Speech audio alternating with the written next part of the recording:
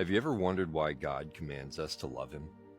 Of all the commands, I think this one is the strangest. Because why does God need our love? Now, most people tend to answer this one of two ways. If you're a believer, you're probably answering it, well, it's about relationship, right? He needs a relationship with us, and that's what the command is about.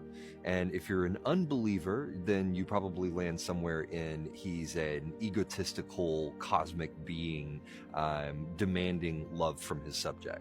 But the truth is, God doesn't need anything. God is entirely complete within himself. He doesn't need a relationship with us.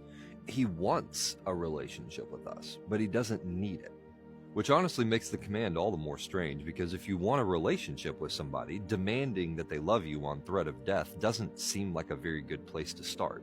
Unless, of course, you are actually an egotistical cosmic being, and at that point, yeah, this all would make a lot of sense.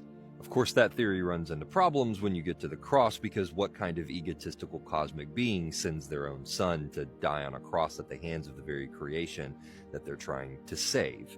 I mean, you would think if you're so egotistical that you're demanding that people love you at threat of death, there'd really be no reason to demonstrate your love for them by going through the most excruciating and brutal way of dying, while simultaneously being mocked and demeaned in front of all of your servants and heavenly hosts.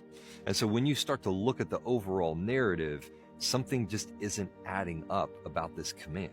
And I think the reason that we struggle with this is we tend to look at God's commands as having to do with upholding his righteousness, having to do with upholding his goodness or his justice. But the reality is that that's not the reason that God gave the commands. And it's Jesus himself that tells us this. One Shabbat, Yeshua was passing through some of the wheat fields, and as they went along, his talmidim began picking heads of grain. The Prushim said to him, "Look, why are they violating Shabbat?" And he said to them, "Haven't you read what David did when he and his companions that were hungry and needed food? He entered the house of God when Aviatar was Kohen Gadol and ate the bread of the presence, which is forbidden for anyone to eat but the Kohanim, and even gave some to his companions. Then he said to them, Shabbat was made for mankind, not mankind for Shabbat. So the Son of Man is Lord even of Shabbat." You see, this is one of the reasons that we get so many things mixed up in Scripture, is that we oftentimes view them through a human lens instead of through God's lens, or we view them from a human perspective instead of from God's perspective. You see, when you look at the commands as being made for us instead of for God, it changes the way that you read them. For example, love the Lord your God with all your heart and all your soul and all your strength. When we look at it from a human perspective, we tend to ask the question, what is God getting out of this?